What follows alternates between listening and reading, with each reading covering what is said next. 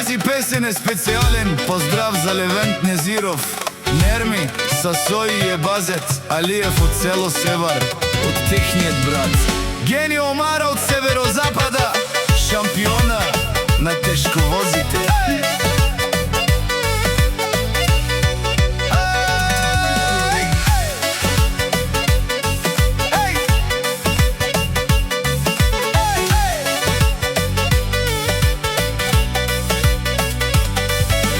Левент Незиров всеки го знае, с коните надбягвания всеки ще смае.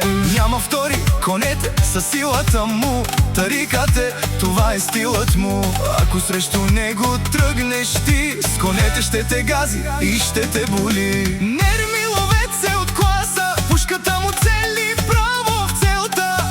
Патроните зарежда до край, сгреля всичко и е най-най.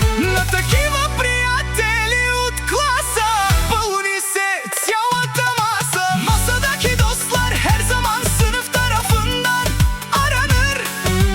Dolandırıcılar ve zenginler şimdi burada.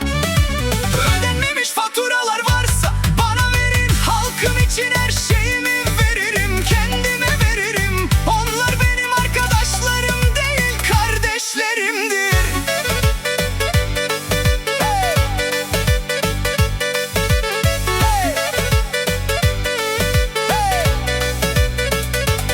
Сосой с неговите кучета ще ви разбие, породисти са братча, шапките ще ви скрие. Хапят лошо, ако него с нещо го обидите, отляво, отдясно не може да предвидите. Абазер Алиев най-богатия земеделец на България, по-добър от него няма, чиста сензация. Братята при